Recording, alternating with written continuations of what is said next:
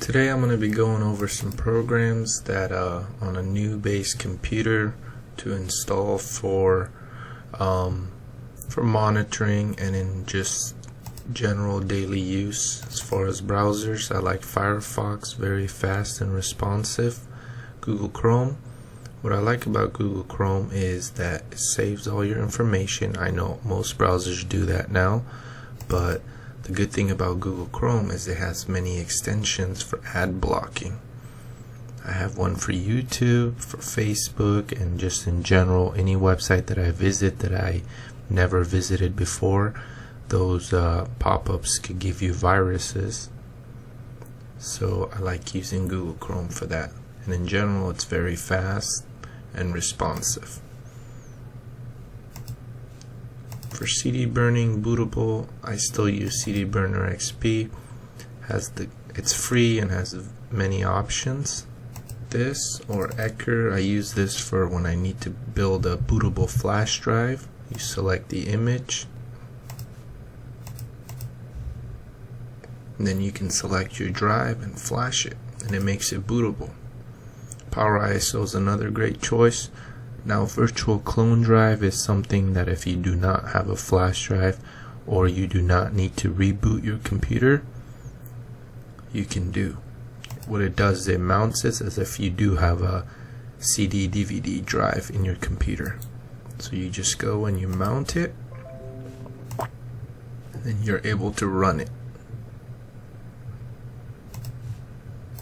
Then you can always unmount. For compressed files, I just use WINRAR. I believe you have a trial version, but if you have any zip files, Windows can automatically open those.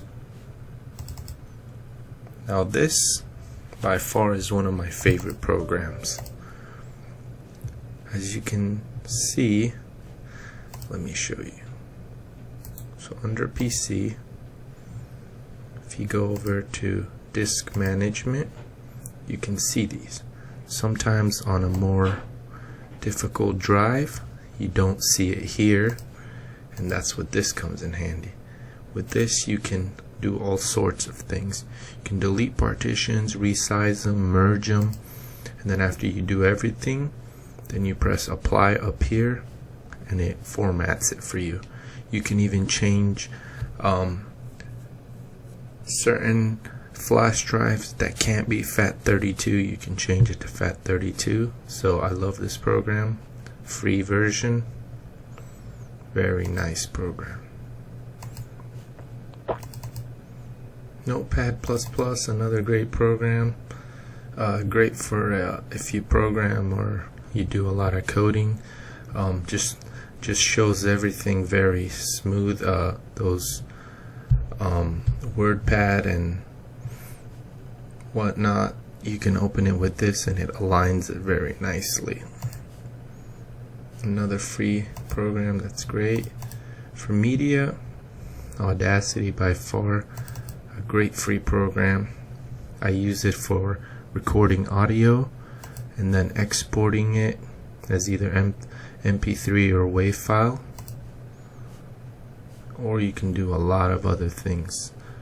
There's many effects.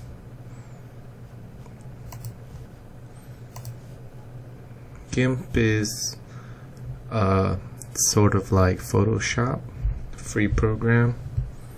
Lets you do a lot of things. VLC media player, great codecs, and it can almost play any media file. Those weird extensions, it can play it all. VLC is by far one of the best media programs out there. So to show you how Gimp works, let's just open this.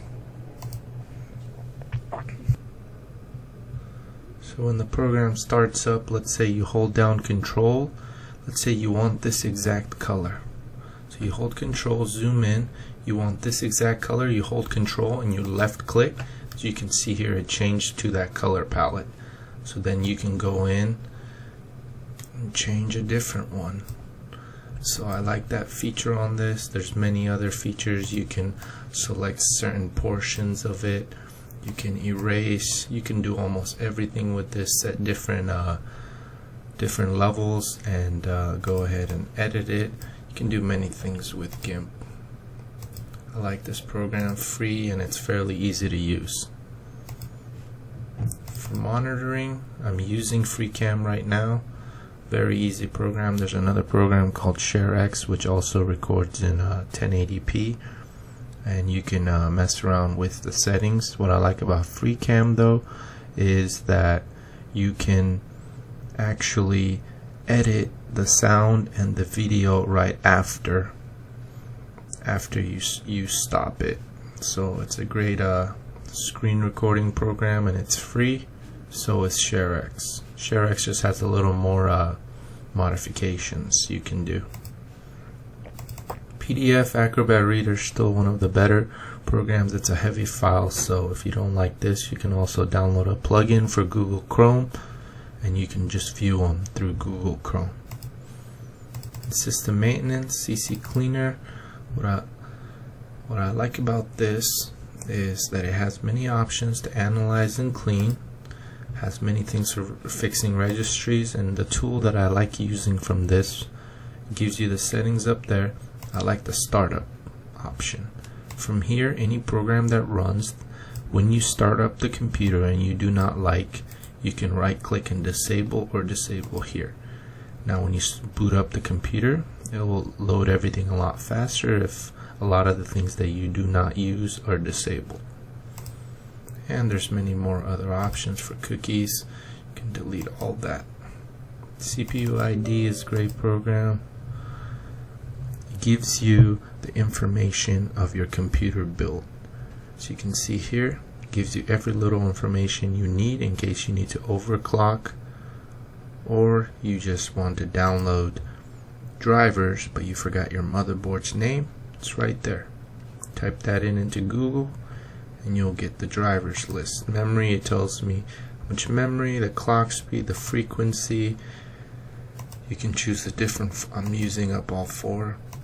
It shows me my graphics. You can even bench the processor. It has many things that you need to know about your certain computer components. Driver Booster, one of the best free programs to scan and update drivers. Now I would suggest to create a restore point on certain drivers that you update, because sometimes when you reboot your computer, it will give you a blank screen or whatnot, so you can at least restore. The free version, you would have to individually update every driver, and when you upgrade, you can do them all at once. But I have time, so I can do it one by one and update. IOBIT Uninstaller, another great program. It's better than the built-in uninstaller. What it does is it cleans out the residues, so when you uninstall a program, it also goes deep into that folder and deletes any unwanted files that stay behind. And that's what happens with spyware and malware. So this thing can go deep and clean that. And another program that I forgot to mention is FOXIT Reader. It's kind of like Adobe Reader. It's another alternative that you can use. So I would say those are really good programs to have installed in your computer. They'll help you on your day-to-day basis tasks.